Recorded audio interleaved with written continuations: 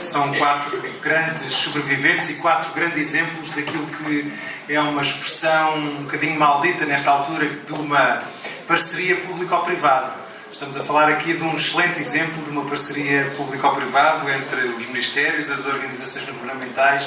Passamos ao homem da casa, como lhe chamei há pouco. O Joaquim Ramos Pinto é suficientemente reconhecido. Aliás, eu vi há pouco aqui o Mário na Assembleia, está alguns lá em cima. O Joaquim Pinto e o Mário são da primeira geração de destacados ao abrigo do protocolo de cooperação entre as duas tutelas, que começou em 96 com 20 professores. Por isso, mais sublinhado é falar dos 4 magníficos nesta altura. O Joaquim é licenciado em Educação do Ensino Básico, é licenciado em Pedagogia, é praticamente doutor em Educação Ambiental e Participação Social na Universidade de Santiago de Compostela. É um professor, como vos disse, que já está a desenvolver projetos desta natureza desde 96 e tem, obviamente, o que nos falar do que anda a fazer. Bem, vou dividir em duas, como referi, em 2 áreas de intervenção: formação, capacitação e produção de materiais, recursos para a educação ambiental. Portanto, dados sobre a associação, que já foram, entretanto, dados, avanço, objetivos. Portanto, 2 deles será contribuir para a promoção da educação ambiental e fomentar redes de cooperação nacional. Portanto, pretendemos, através das ações de formação que desenvolvemos e através da elaboração de recursos, depois trabalhar as questões de rede, e para isso vos falo em duas áreas.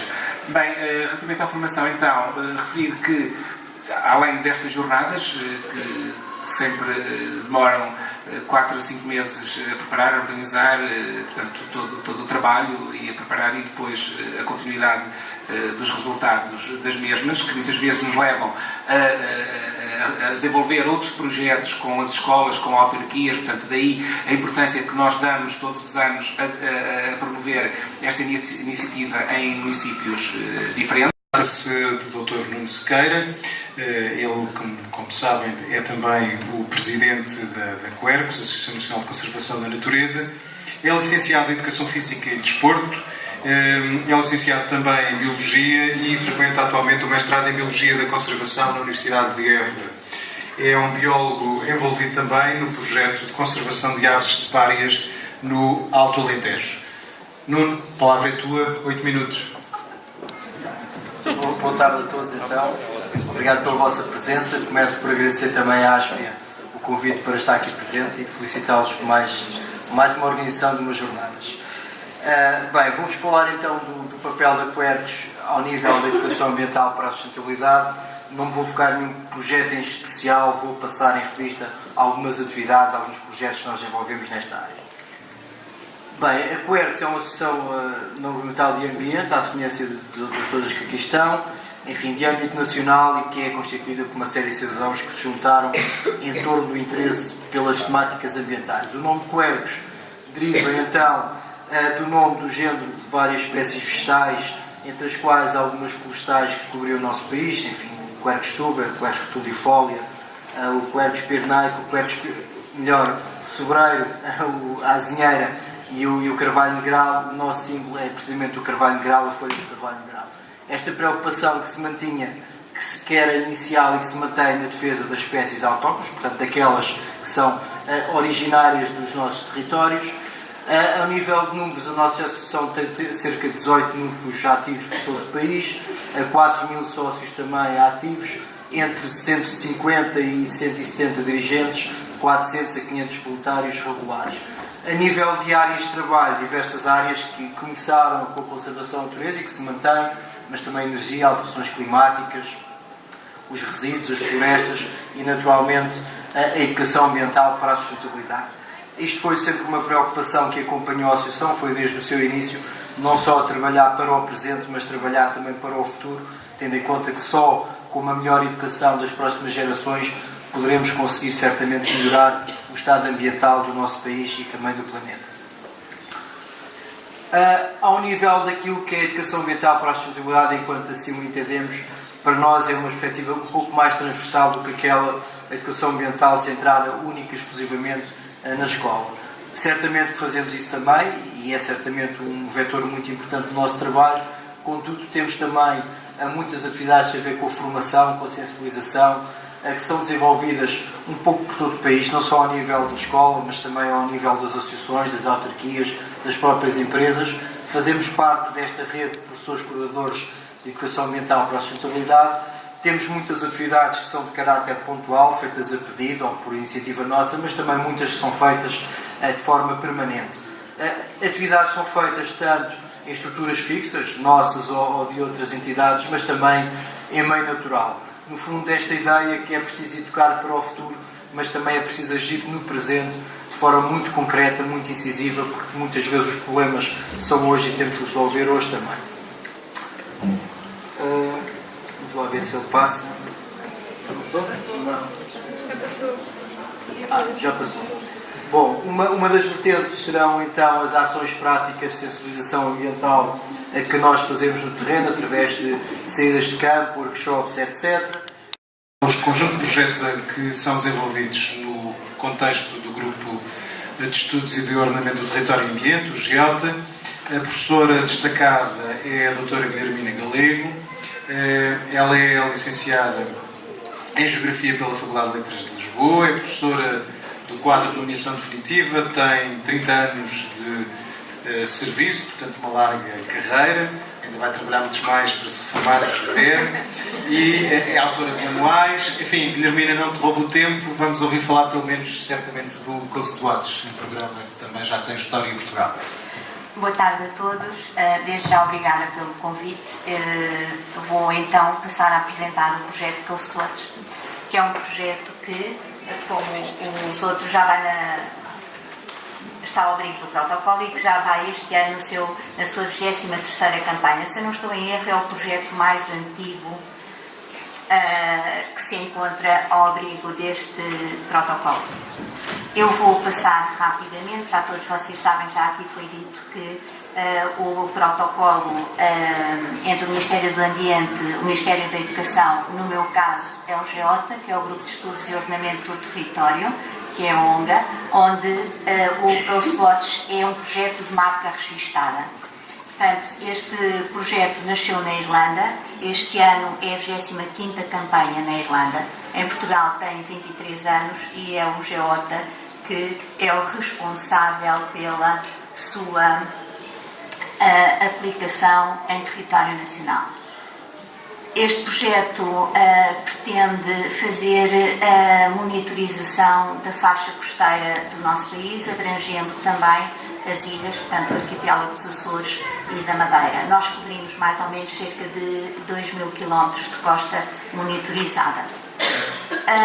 A última campanha teve uma vertente um pouco diferente, tentamos alargar mais a vertente de sensibilização e de alertar principalmente a população mais jovem para os problemas que se registram na nossa costa e, como vocês vão ver, eu vou passar um pouco mais depressa, as nossas campanhas de monitorização são feitas no período pós-balnear, de propósito para apanharmos na faixa costeira as alturas mais críticas de marés vivas, de ventos, de fortes chuvas, para ver quais são os problemas que aí se registram para tentarmos arranjar soluções. A metodologia, há uma preparação da campanha, há a formação de professores, há a formação dada em escolas quando é solicitada, há também formação dada a outros grupos, nomeadamente são nossos parceiros também, os escoteiros, e muitas câmaras municipais são também nossos coordenadores regionais. Ana Oliveira. Obrigado. Ana Oliveira, só queria fazer uma rápida pergunta à professora Guilhermina, porque eu participei do Coast Watch já talvez há uns 10 anos, que foi fantástico. Mas queria saber quais é que são os resultados, quer dizer, se tem vindo a diminuir a poluição nas praias ou não. Eu fiz aqui na Praia de Pedrógão, porque realmente acho que falta só essa pequena informação na apresentação. Pois, há muita coisa que falta, não é só essa informação. De qualquer das maneiras, os relatórios estão na página, no nosso blog, portanto pode consultá-lo, mas não tem diminuído determinado tipo de poluição, mas a nível de plásticos não tem diminuído. Nada. Infelizmente. Pela Faculdade de Letras da Universidade Clássica de Lisboa, tem um diploma de Estudos Avançados em Território, Ambiente e Desenvolvimento Sustentável, é formadora certificada e já exerceu funções docentes em várias escolas. Ela coordena os programas de educação ambiental, como vos disse há pouco, na Associação Bandeira Azul da Europa e, designadamente, o Ecoescolas, os Jovens Repórteres para o Ambiente e o Eco 21, de que é ela própria autora. Margarida? Pronto, a Associação é Bandeira Azul, estes são os vários projetos da minha associação, ou na associação em que estou integrada ao abrigo deste protocolo. Aquilo que eu vou falar é apenas um, Ecoescolas, mas existem outros, todos têm em comum esta preocupação, decididamente, de educação ambiental para a sustentabilidade, procurando, não me entendo muito bem com isto, procurando, portanto, orientar para a ação, principalmente é isso, e reconhecer as boas práticas. No caso concreto do Ecoescolas, pode ser designado como um programa que implementa a Agenda 21 ao nível da escola e é também reconhecido, nomeadamente, pela Unesco como um contributo válido para a década que está quase a terminar, de educação para o desenvolvimento sustentável. Os slides estão cortados, não sei se é assim, não se vê tudo, falta um bom bocado. Deve ser do projetor. Pronto, isto é um histórico, ele nasceu há 17 anos, vai no seu 17º ano e nasceu ligado à Conferência do Rio. Portanto, a questão da metodologia da Agenda 21 vem daí. Como sabem, a Agenda 21 foi lançada nesta Conferência Internacional e o Ecoescolas foi inspirado nessa metodologia e procurou adaptá-la às escolas. Na altura, só com, portanto, 4 países, Portugal entrou 2 anos depois. Tem todo o paralelo à Agenda 21 local, só que é para se fazer dentro das escolas, portanto toda a metodologia é inspirada, portanto, desde a auditoria, portanto, ao conselho, portanto, e ao plano de ação e à sua avaliação na Agenda 21 local. O objetivo será, obviamente, subir na escala da literacia ambiental e, ao ser um programa estruturado, usa uma série de vantagens. Particularmente o Francisco e os demais membros que estão aí em baixo. Eu queria perguntar ali à colega da Ecoescolas, e isto é venenosa a pergunta. Depois das barbaridades das escolas, das Ecoescolas feitas pelo governo Sócrates, naquele projeto das remodelações que, pelo jeito, foram muito estéticas e muito pouco ecológicas, eu pergunto, já há alguns dados isentos por parte dos jovens que trabalham no projeto Ecoescolas que se refiram à gestão energética desses mesmos edifícios? Existe várias escolas que se debruçaram sobre isso, não só a posteriori, mas mesmo durante as obras, e que fizeram propostas, já que estavam a fazer intervenções, para as fazerem de forma mais sustentável. Os responsáveis, nem o sítio para pôr os ecopontos deixaram de decidir. Disseram que isso estava tudo no projeto e que até a obra ser entregue era feito pelos responsáveis. Isto feedback das Ecoescolas. E atualmente, de facto, alguns continuam a fazer a monitorização e existem dados. Claro que é escola a escola, mas eu sei que globalmente, embora também tenhamos que reconhecer que aumentou o nível de conforto em muitas escolas, isso trouxe enormes faturas, quer gastos excessivos para o nível de conforto conseguido, quer na manutenção. Portanto, e há dados que estão a ser recolhidos, ainda não de forma muito estruturada, mas que é uma das ideias, é uma das intenções que temos, é poder estruturar mais esses dados e demonstrar que, de facto, as obras foram ambientalmente muito pouco eficientes. Era o que eu suspeitava. Já agora, se me permitem, só para acabar, já que estamos com a mão na massa e a dizer mal, e particularmente eu, que sou um bocadinho venenoso nestas coisas, eu não posso deixar de saudar a existência de ainda 4 dos 20 que já fomos. Eu continuo a dizer fomos porque considero que pertencia a uma geração de eleitos que tive o privilégio de trabalhar com o Francisco e outras pessoas, que aqui estão. De todos os efeitos, eu aproveitava para ver se a fúria antidespesista, pelo menos é assim que parece, que hoje somos todos analisados, do nosso governo não vai reduzir os 4 a 2, porque se calhar Assim, por reforma não será certamente, como há pouco o Francisco dizia. Por isso, tendo em consideração que vocês vão chegar todos aos 100 anos, talvez, porque temos um almoço combinado, não se esqueçam. Vamos todos chegar aos 100 anos a trabalhar. Eu agradeço que pelo menos façam um esforço para serem 8 em vez de 2, está bem? Isto não é uma pergunta, é mesmo só malinho. Já começou por fazer um bocadinho a introdução do protocolo que existe entre as tutelas do ambiente e da educação. Portanto, temos aqui 4 professores requisitados ao abrigo desse protocolo para desenvolverem projetos de educação ambiental já para a sustentabilidade, já referidos, os principais, pelo menos, pelo Francisco, e cabe-me a mim falar um bocadinho, digamos, desse protocolo e da história desse protocolo e como é que nasceu. Sendo a escola um local de educação e de formação do indivíduo privilegiado, num processo de formação ao longo da vida, é natural que a escola dê competências, portanto, aos seus alunos para que possam exercer uma cidadania ativa e esclarecida. Nesse sentido, a educação ambiental para a sustentabilidade, num conceito mais lato da educação para a cidadania, tem que fazer parte integrante do currículo e da vida da própria escola.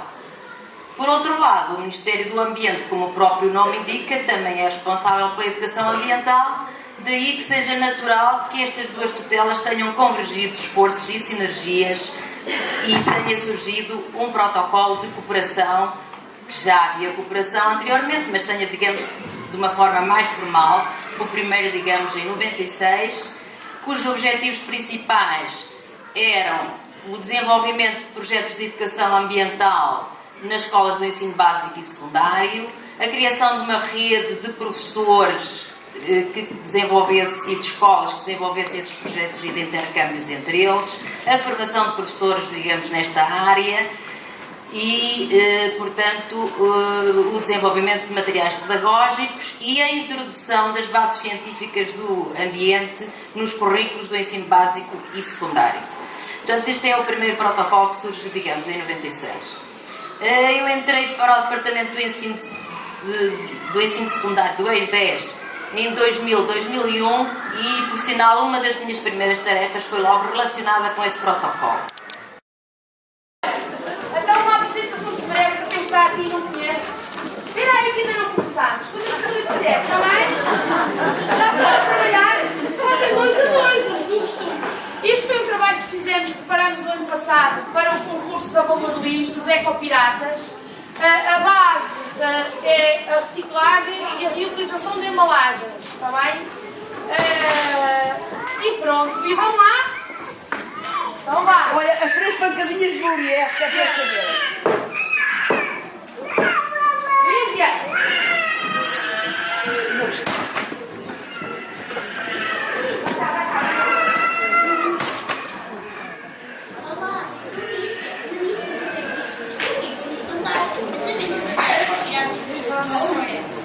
Depois vários dias sabem para o a Anabela está a ver chega finalmente conhecida pela sua valentia e boa disposição, a tripulação do capitão Antônio desce às margens. Na margem da tripulação ficou a terra, tinha já perdido as distâncias dos primeiros colegas. Estes tinham partido na direção do mais popular, já conseguiam ser mais voltar. Mas agora que chegavam, não se estavam muito entusiasmados porque as suas brigas estavam fechados por passar muitos oh, meu Deus! Não é que chegamos mesmo a terra firme? Aqui entre nós, sem ter bem nos apontar. A pessoa que trazemos é muito pesada e especial. Escolhemos maravilhas de toda a região. Peças de muito valor que agora é preciso guardar com meu cuidado. Ordem que estão em banda. Não dormiram o suficiente desta subida de lixo. Só para provar. Ensinar o professor para matar.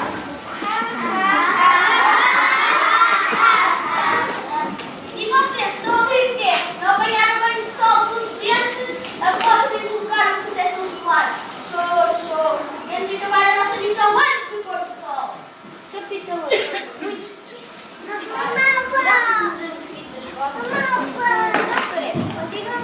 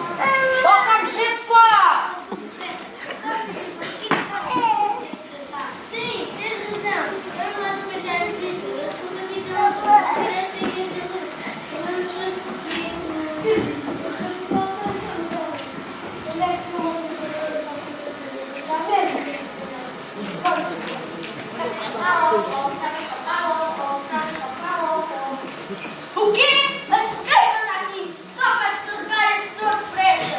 Vocês deitados ao sol! Toca a azar! Tudo a escavar buraco! Olha aquela a escavar buraco. Olha o buraco que está lá, Ana Francisco! Olha o buraco, olha o buraco!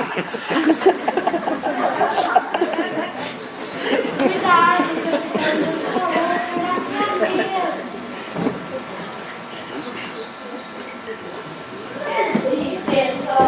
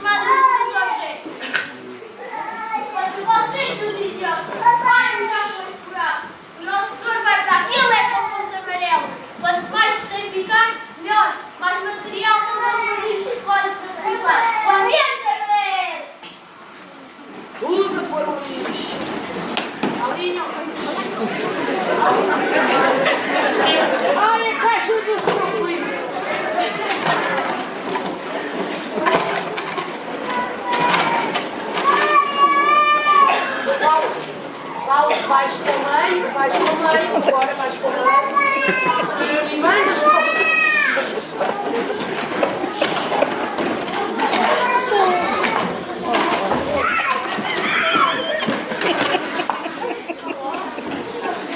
Oh, Gustavo, estamos a pedir as calças! Puxa!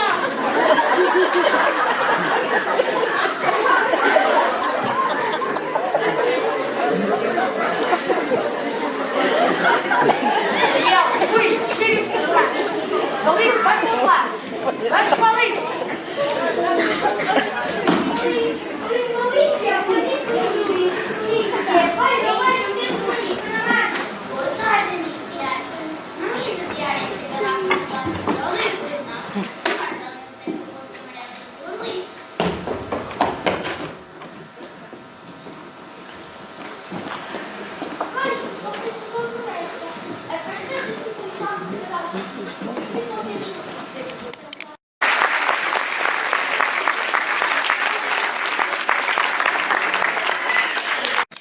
Segundo a intervenção humana, esta floresta que seria, eu diria, mais original, acabou por ser adulterada e aparece ali um conceito muito interessante que é o das roças que nós colonizámos, nós portugueses, mas depois de nós já vieram outros,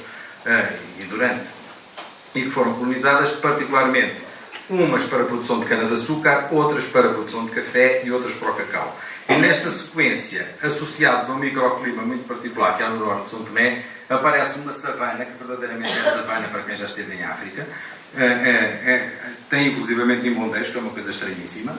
Depois aparece aquilo que eles chamam a capoeira, que é uma floresta secundária, que é a floresta que regenerou da floresta inicial, que tinha sido abatida para plantar café ou cacau, e tendo sido abandonada depois da nossa colonização, houve toda uma regeneração e está a recuperar e a fechar lentamente. Tudo isto é particularmente importante quando se trata depois de pensar nos seres vivos que dali vêm. E reparem algumas imagens, aqui o pico, vejam como depois há uma morfologia relativamente marcada com montanhas da ordem dos 1000 metros de altitude. 3 minutos. E vejam floresta absolutamente cerrada. Aqui a floresta de montanha, vejam com as lianas e todo aquele conjunto de vegetação perfeitamente fechado, onde é possível encontrar uma infinidade de seres vivos.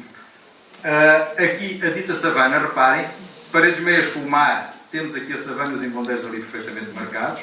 A floresta de sombra a tal capoeira, temos aqui café e já temos a floresta fechada por cima, mas também ela precisa de fechar para proteger os cacaueiros.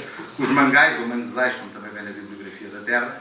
E aqui a ocá, que é a árvore maior, e eu ponho por ali porque é particularmente importante do ponto de vista da preservação, já que está a ser barbaramente e drasticamente derrotada, porque árvores com esta envergadura permitem fazer canoas que levam 20 pessoas, o que para nós, europeus, equivalerá quase a um cacilheiro ou uma traineira, como poderão ver mais à frente. Qual é a importância desta floresta e destes ecossistemas? Traduz-se depois nesta brincadeira que aqui está, não temos tempo para estar com esta conversa e aqui a discriminar, mas vocês podem ver por aqui esta listagem de espécies que são endémicas de São Tomé e do Príncipe.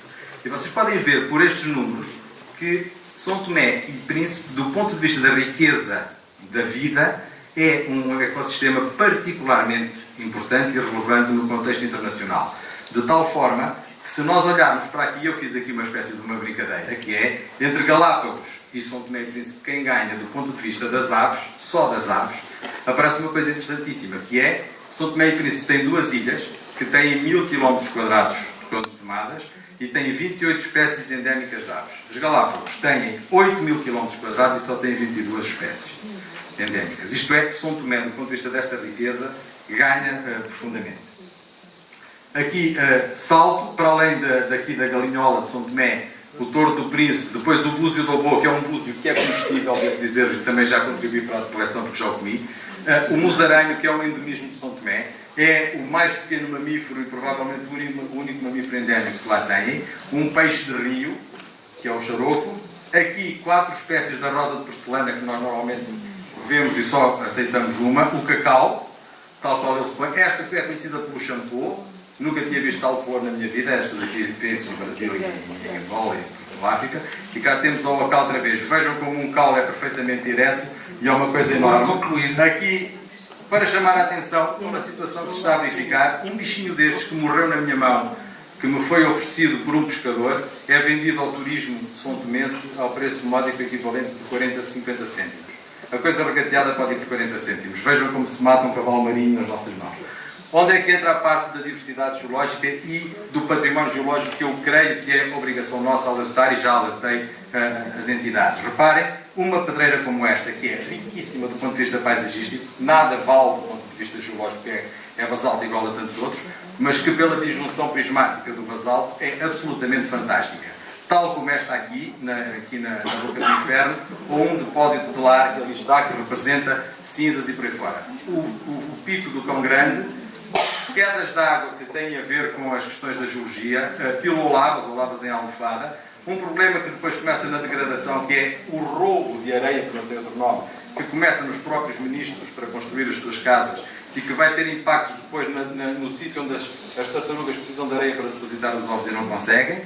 E por aqui fora, vejam para que é que servem aquelas árvores gigantescas, para fazer canoas como esta, a árvore é esta, fazer canoas como esta, para fazer casas, porque as casas têm toda a estrutura e todo o revestimento em madeira, para queimar num forno para poder tratar o cacau, ou como fogão, como ontem vimos aqui na apresentação do senhor da EDP, para as pessoas poderem cozinhar e terem aqui estas 3 jovens a comerem fruta-pão. Obrigado.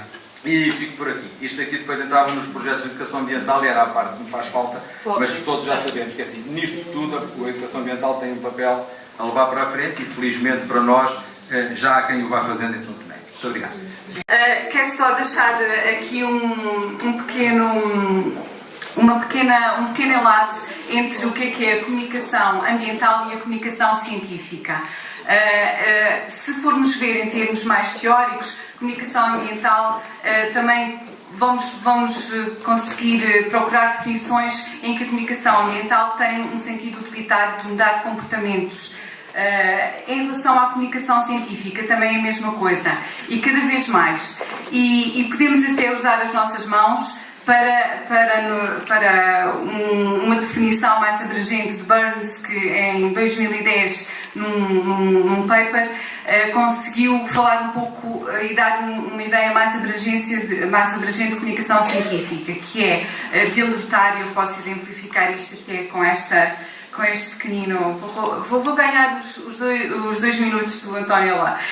Então, aqui com as bolinhas de sabão. Ou seja, alertar. Quando peguei nesta coisinha, se calhar as pessoas ficaram bem, um bocadinho em alerta, não é? Então nós temos alertar, Depois, nós temos o prazer, quem é que ainda não se divertiu com umas coisinhas de bolinhas de sabão, desde criança que nós usamos as bolinhas de sabão, portanto, comunicar, temos alertar, temos o divertir, o prazer, depois temos o interesse, ou seja, será que eu consigo fazer com isto bolinhas de sabão maiores ou são tão pequeninas também? Depois temos também formar uma opinião, será que são bonitas, será que não são bonitas, enfim, e depois temos compreender. E por isso é que as bolinhas de sabão são muito usadas com as crianças, desde os 3 anos de idade, porque elas conseguem ver e observar um processo de formação, depois veem a bolinha e depois veem o rebentar e o final. Ou seja, comunicação científica tem muito a ver com isso. Venho aqui apresentar-vos um bocadinho, quando faltarem 2 minutos do Nuno à defesa sinal, apresentar-vos um bocadinho desta aplicação, deste livro em aplicação para a iPad, que são o primeiro de 7 que estamos a fazer, com o Nuno Farinha, que já foi aqui referido, com uma empresa informática, a Peopleware, tanto uma empresa como o Nuno recomendo, porque são ótimos profissionais, e a ideia é produzirmos 7 livros: a água, o ar, o fogo e a terra, ligados às energias. Há as energias que são produzidas a partir da água, a partir do ar, a partir da terra e a partir do fogo, portanto, hídricas, eólicas, geotermia, biomassa e solares. E depois 3 livros sobre temas que são temas cruciais da nossa discussão: a biodiversidade, as alterações climáticas e a sustentabilidade. Vou aqui ler alguns dos... ler e mostrar, espero que o som também funcione.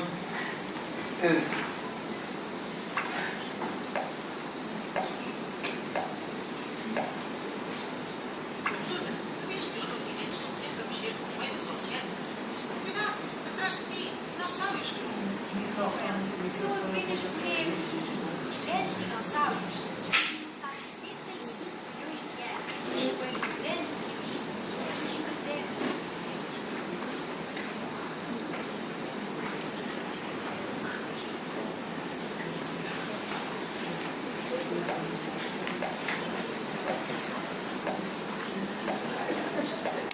Uma pequena só apresentação do Regimento Salvador João Bombeiros para perceberem porque é que este projeto poderá ter alguma influência. Portanto, o Regimento Salvador João Bombeiros é formado por bombeiros profissionais que pertencem ao quadro da Câmara Municipal de Lisboa, portanto somos funcionários da autarquia de Lisboa, e tem um domínio de 854 bombeiros, com 75 viaturas de socorro e 10 quartéis. Para além deste pessoal operacional, existem cerca de 50 profissionais não bombeiros, portanto técnicos superiores e técnicos administrativos, que fazem um domínio de cerca de 950 pessoas, portanto 950 elementos. O Regimento Salvador Bombeiros é formado por órgãos de decisão, que é o Estado-Maior, órgãos de execução são os bombeiros, portanto são 5 companhias que fazem 10 quartéis, e depois temos os órgãos de apoio geral, onde se inclui o núcleo de proteção ambiental, portanto os de apoio geral é formado por tais funcionários técnicos superiores. O núcleo de proteção ambiental é muito recente, realmente foi primeiro, no fundo, a sua iniciação foi por uma necessidade, porque o Regimento Salvador Bombeiros foi identificado pela Câmara Municipal de Lisboa como produtor de resíduos perigosos. Os resíduos perigosos têm necessidade de serem anualmente de serem comunicados no sistema de CIRAPA, e por isso foi por uma necessidade. Depois foi-me lançado o desafio de criar um núcleo de ambiente, eu aceitei e achei que podíamos fazer mais, e portanto alargámos o núcleo de ambiente não só à necessidade, mas sim alguma coisa que pudéssemos fazer para melhorar a sustentabilidade da atividade do Regimento Salvador Bombeiros. E por isso apareceu então primeiro uma necessidade de reduzir e de controlar a poluição que o Regimento Salvador Bombeiros pudesse fazer, e depois, a partir daí, numa de prevenção.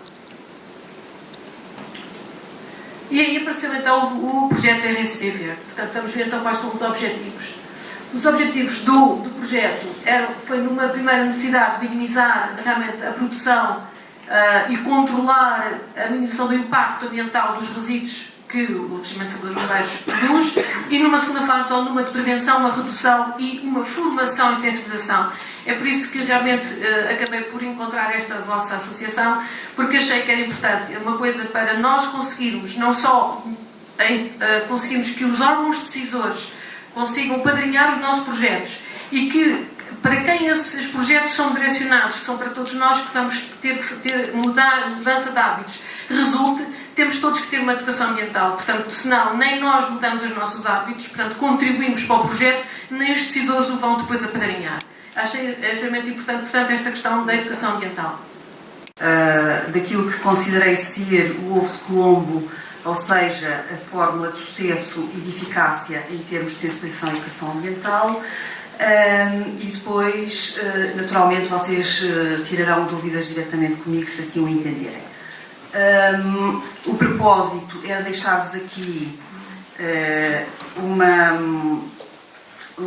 indicação de que a educação e sensibilização ambiental apenas deve ser feita tendo em conta a sua sustentabilidade. Portanto, significa que a educação ambiental deve ser considerada um investimento e não um custo, e um investimento com retorno imediato, o que significa que, do ponto de vista objetivo, a educação ambiental só serve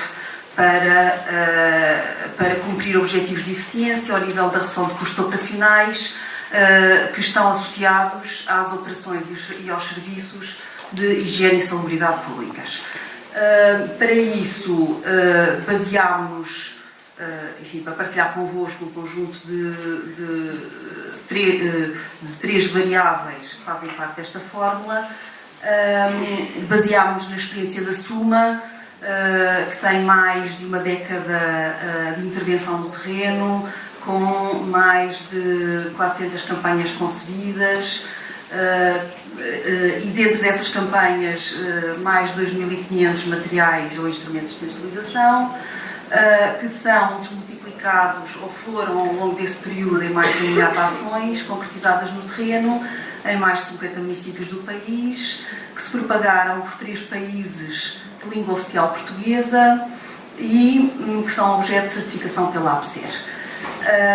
A fórmula é constituída por 3 variáveis importantes: dilema social, que ao fim e ao cabo é a tendência universal de sobreposição de interesses pessoais face aos coletivos, o que significa que há que mudar aqui fundamentalmente o paradigma da argumentação tradicional, que se baseia no legado que devemos deixar às novas gerações e na importância da preservação do planeta e na melhoria das condições ambientais. Enfim, são basicamente fórmulas de insucesso do ponto de vista da eficácia, porque a nós não nos importa se daqui a 300 anos existe terra, não estamos cá para ver.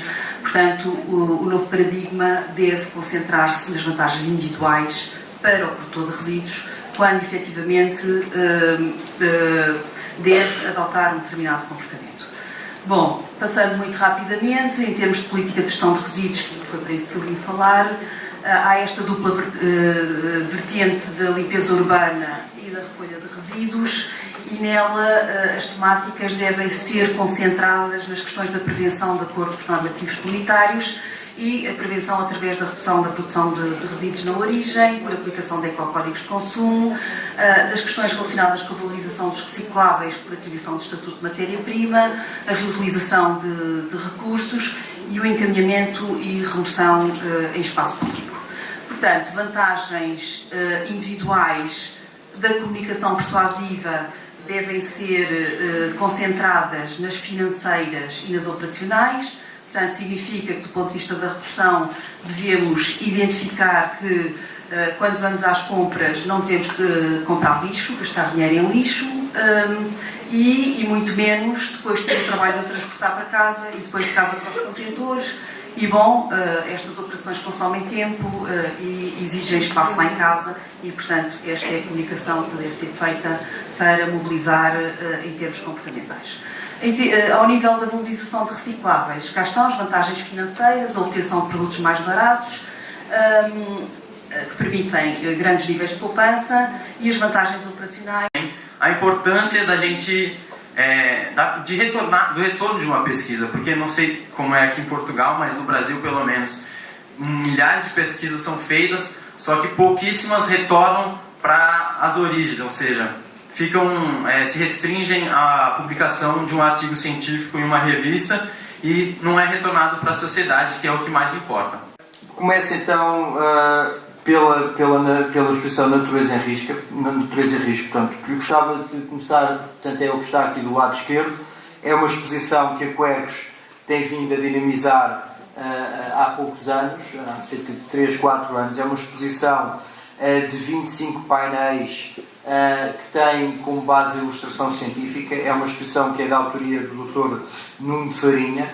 É uma exposição que o tema principal é exatamente a conservação da natureza e o seu objetivo é alertar para a conservação da biodiversidade, nomeadamente para a conservação das espécies de fauna e flora autóctones. É uma exposição que tem estado patente em diversas escolas, universidades, autarquias, empresas, enfim, associações também. Eu queria aqui referir 2 pontos essenciais relativamente à exposição, 2 pontos muito práticos. Um deles tem a ver com aquilo que podemos fazer com esta exposição. Certamente deixar algumas ideias que vocês depois também nas vossas instituições, porque estamos aqui, julgo que a maior parte serão técnicos ou professores que estarão ligados a algumas instituições que desenvolvem o tema da educação ambiental para a sustentabilidade. Portanto, deixar aqui algumas ideias que depois podem certamente aperfeiçoar ou melhorar ou adaptar. Biológicos, outros terão já tendência para o biológico. Não quisemos partir para o biológico na totalidade, porque às vezes o ótimo é inimigo do bom, e andamos agora num projeto que estamos a idealizar agora, na tentativa de exatamente isso acontecer, tentar evitar os pesticidas e tudo que é químico. Estou muito mal com isto. Não, isto é mesmo assim, é mal mesmo. Esta feirinha também tem um aspecto lúdico e social muito importante. Aliás, aqui damos jogos de cartas, é um aspecto que nós gostamos de privilegiar. Há troca de receitas culinárias, há conversas, portanto é um momento de bem-estar que é importante. E neste momento... É mal e o André passa lá, porque essa parede não funciona bem. Não pode fazer isso.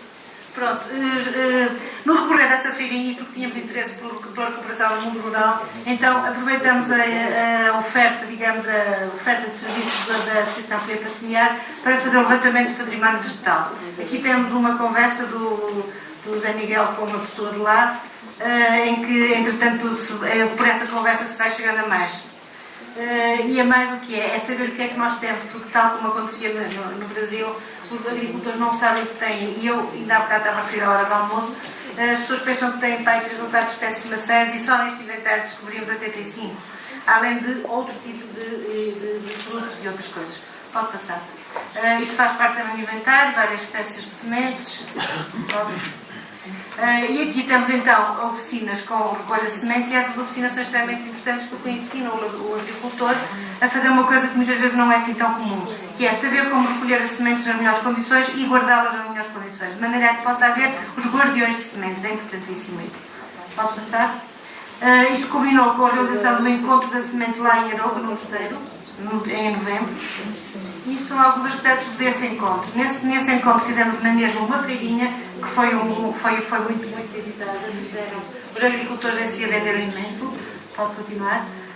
Tivemos uma exposição de todo o material de património vegetal que foi, entretanto, inventariado. E, portanto, fizemos ali uma exposição que pode ser vista.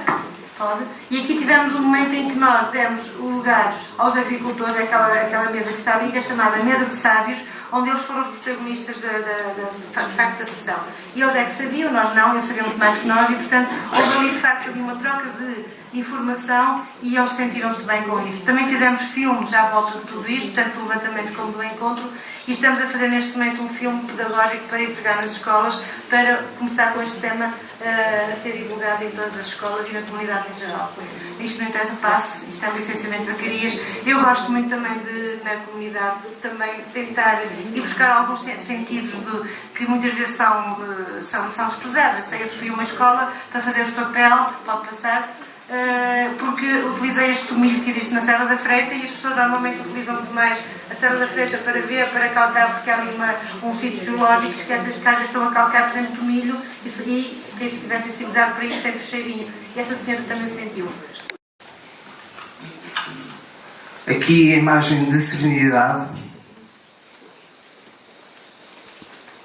Mais uma vez os automóveis. Agora, a outra categoria que consideramos, o que é natural é bom. Vários anúncios do McDonald's utilizam muito esta ideia. Aqui, concretamente, em termos dos legumes que utilizam, dos vegetais, mas também ao nível da proveniência da própria carne, é recorrente. Outro exemplo, da Água das Pedras. Aqui a questão, novamente, da venda de veículos. Este foi naturalmente desenhado. Ou então, em relação à energia.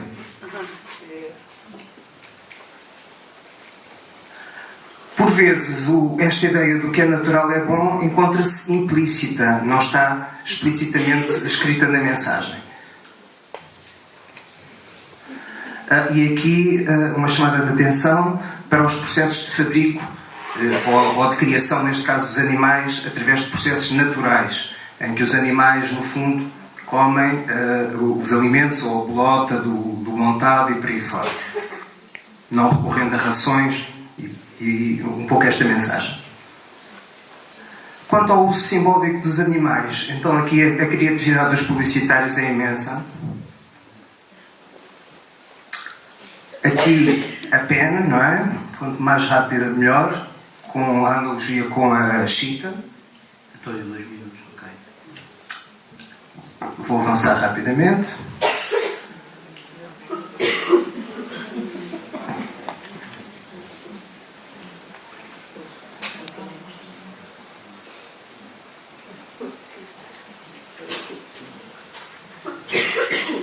Agora, em relação à responsabilidade ambiental das empresas, alguns exemplos, no sentido de nos convencer, muitas vezes com alguma base, de que os produtos são, no fundo, ecológicos, ou pelo menos ao nível do consumo, provocam menores consumos.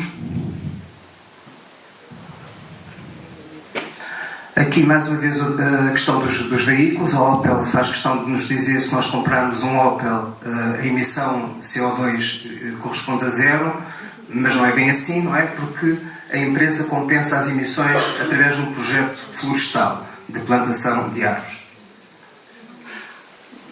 Mais exemplos.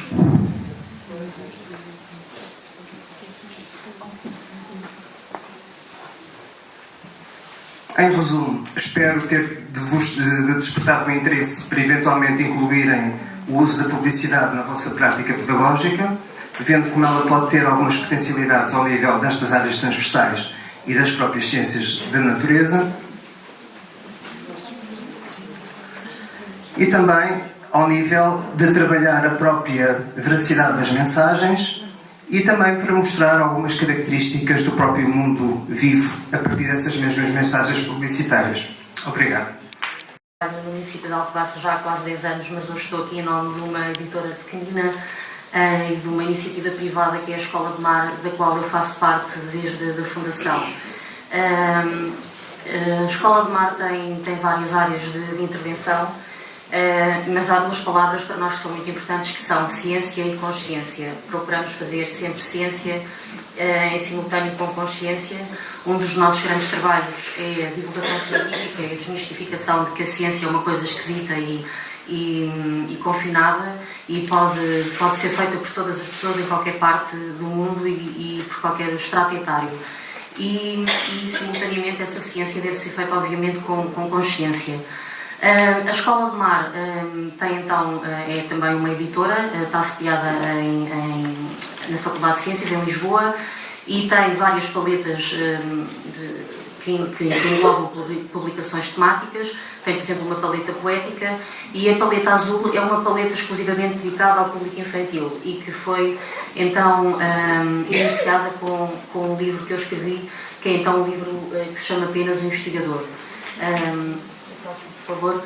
Então, tudo o que está a preto está feito, portanto, eu tenho já escritos 6 livros dedicados ao público infantil e que vão integrar esta paleta azul.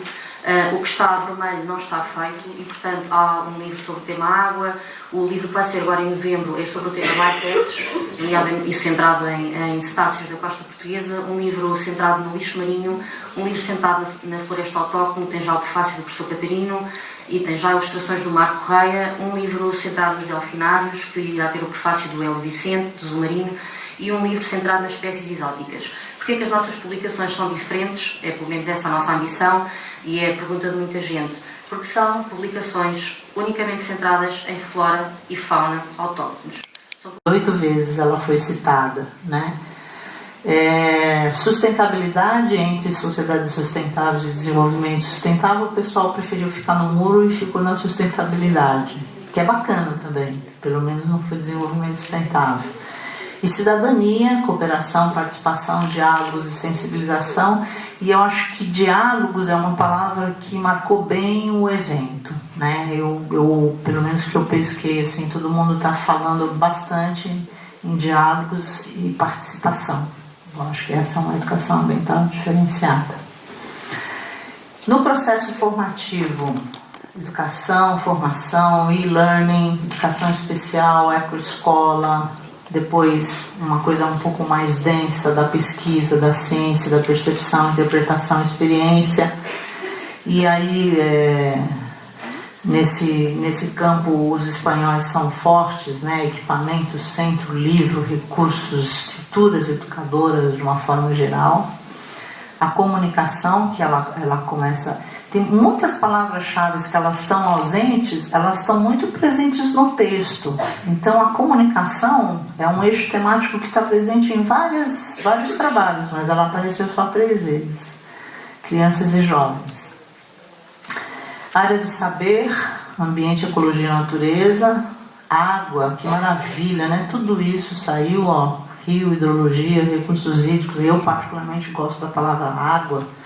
Não gosto de recurso hídrico, porque recurso é econômico, né? Clima, energia, agricultura, permacultura. E essa saúde veterinária e animais, é gente trabalhando dentro desse contexto de resgatar animais, cuidar desses animais e também a alimentação.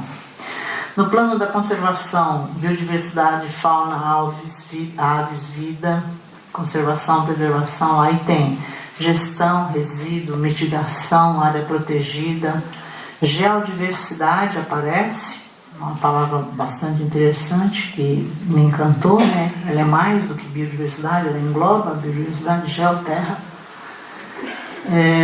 G, né? O outro nome de Gaia, aliás, que dá a origem à geografia e à geologia. E as nossas queridas bicicletas, talvez em função da crise que vocês estão, aparece com muita fúria essa seção da economia. Não tinha, né, há 7 anos atrás, isso está aparecendo bastante. Empreendedorismo, turismo, economia verde, serviços ecossistêmicos. Eu fiquei na dúvida se serviços ecossistêmicos era a agenda ou se era economia, mas no contexto que ela aparecia, tinha mais a ver com economia. Rendimento, negócio social, qualidade, associação, publicidade, avançar, inovação. As regiões, elas são bem também, é legal a gente perceber isso daí, como as nossas identidades, o lugar onde a gente mora, o lugar que a gente pertence é importante para as pessoas, né? Então aparecem os países aí, falantes da língua portuguesa, com exceção da Espanha, mas estou considerando a Galícia aí. Regionalidade, insularidade, é um neologismo bonito, né, de quem é ilha. Meus pais são japoneses e eu morei 5 anos na Inglaterra, então essa coisa insular é um negócio que eu entendo bastante. Comunidades, rural, parques. Aí a situação atual da conjuntura, avaliação, crise, dilemas, problemas, desejabilidade. Olha que barato. Né? Agora a gente vê um cara bonito e fala de desejabilidade. Muito bom isso. Percurso, integração, refugiado. E as agendas que aparecem com bastante vigor ainda. Agenda 21, Carta da Terra, Condomínio da Terra. Essas palavras não estão nas palavras-chave, mas no texto elas aparecem com mais frequências. E lamentei num tal tratado de educação ambiental para sociedades sustentáveis, aqui que no Brasil é um eixo grande, é um eixo forte da educação ambiental que orienta. O patrimônio já corrigido, patrimônio, não com acentos circunflexos, ONGs e projetos. E aí aqui eu queria pedir para o Mário vir aqui embaixo falar um pouco do GT1.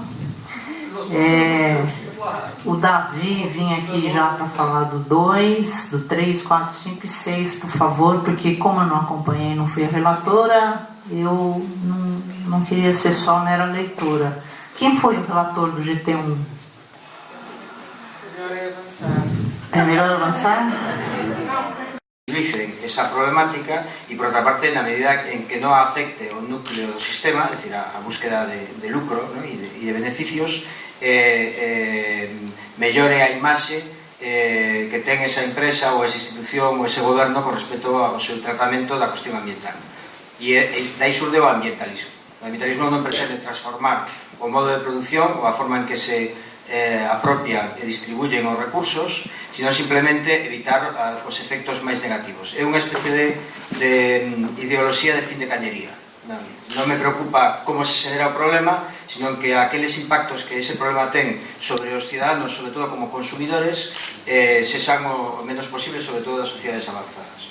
E o ecoloxismo, por contra, o que cuestiona non é unha ideoloxía de fin de cañería, sino o que cuestiona é o modo de produción, é dicir, como o sistema se apropia dos recursos e se crea determinadas externalidades negativas que ademais trata de deslocalizar ou de tapar, ¿no? Entonces, o ambientalismo se preocupa por o medio ambiente, pero non cuestiona a xénese, a xenealoxía dos problemas, e o ecoloxismo cuestionaría precisamente como esos problemas se xeneran. Para complementar a resposta, Rosana, no Brasil, as grandes corporações e empresas, inclusive a Monsanto, elas têm diretorias de meio ambiente. E as arenas nossas, ocupadas tradicionalmente por nós, hoje a gente tem disputa palmo a palmo contra essas pessoas que se intitulam ambientalistas, que elas têm projetos ambientalistas nas empresas delas. Então é importante a gente marcar passo e mostrar que lado que a gente está, né? E aí tentar, eu sempre falo isso, que eu prefiro ser ecologista. Mas, claro, não é todo mundo que entende esse discurso. E aí a gente sempre tenta mostrar essa diferença. Unha curiosidade, non hai ninguna empresa que eu coñeza que ofrezca que se declare que ofrezca servicios ecologistas. E hai moitísimas empresas que ofrecen servicios ambientais ou incluso ambientalistas. E moitos profesionais que se autocalifican de ambientalistas, pero non hai moitos profesionais que se califiquen ou autocalifiquen de ecologistas. Somos todos ecologistas. Eu gostaria de ouvir um pouco e cruzar a opinião que manifestaram entre o pessimismo do Pablo relativamente à situação onde estamos e o ar de esperança da Michelle. Gostaria de que pudessem dizer-nos quais são os pontos que vos levam a cada um posicionar-se sobre esse aspecto. Portanto, porque, Pablo, parece que quem ouve não há nada a fazer, ou lança o repto de fazer alguma coisa, mas na mensagem parece que nós estamos impotentes perante as forças do mal, não é? E a Michelle, que nós vamos caminhando, vamos tendo essa esperança, mas deixar de passar tanto à esperança e passar para a ação. Como é que nós podemos cruzar estas duas situações? Eu non me percibo, non autopercibo como pesimista. O que sucede é que se un ignora a natureza dos problemas, os problemas os superan. E eu creo que en este momento os problemas nos están superando a as persoas que entendemos que a clave da felicidade, da armonía social é a satisfacción digna e equitativa das necesidades de todas as persoas. E eu penso que nos están superando os problemas. Eu creo que hai unha palabra que alguna persona me comentou estes días, que é a palabra medo, ¿no? que estemos medo. Hai un historiador, José Fontana, que ten unha teoría moi interesante sobre como chegamos hasta aquí, ¿no? É dicir, o pacto, estou falando das sociedades occidentais, vou a generalizar, estou falando das sociedades do benestar, europeas fundamentalmente, e en parte tamén quizá se pode aplicar a Estados Unidos, a algún outro país, Australia quizá. O pacto do benestar é un pacto que non é, a idea de que temos que xerar un Estado forte que fiscalice a riqueza, capte recursos a base fundamentalmente da vía impositiva e redistribuya esos recursos para facilitar que todas as persoas teñan unha vida digna, satisfacendo as súas necesidades básicas. Parece que foi o resultado dunha especie de evolución histórica natural dos estados occidentais. Pero non, el di que non, eso foi o resultado do medo. Pero do medo non dos cidadáns, sino do medo do capital a matar as galiñas dos ovos de ouro. Umas palavrinhas finais, tanto nestas já longas jornadas, mas espero que muito profícuas e que todos tenham aproveitado o mais possível. Eu queria agradecer, em nome da Câmara Municipal e do Pluro do Ambiente que detenham, à ASPI em primeiro lugar, e na pessoa da doutora Fátima Almeida, por ter escolhido Leiria para a realização destas 20º Jornadas de Educação Ambiental.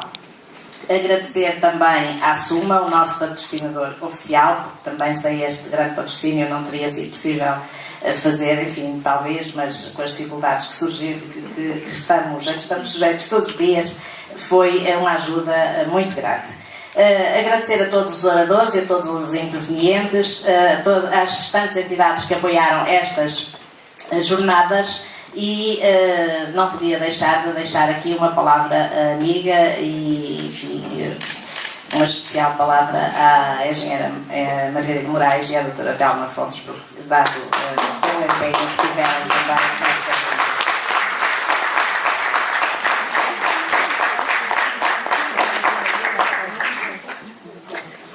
Gostaria de dirigir também um cumprimento muito especial a todos, na generalidade, a todos pela vossa presença, realçando a participação nestas jornadas dos agentes formadores e de todos os professores aqui presentes.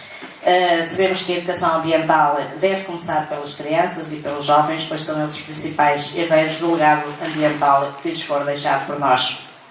E eu acredito que as crianças e os jovens são os melhores agentes de sensibilização na defesa do ambiente, que eles são o amanhã e são o futuro, e por isso a nossa partilha é extremamente importante. Não tem como? Acabou o projetor? Mas eu acho que eu vou para me guiar, então. Ele falou que o projetor acabou. Eu não sei o que significa isso, mas eu imagino que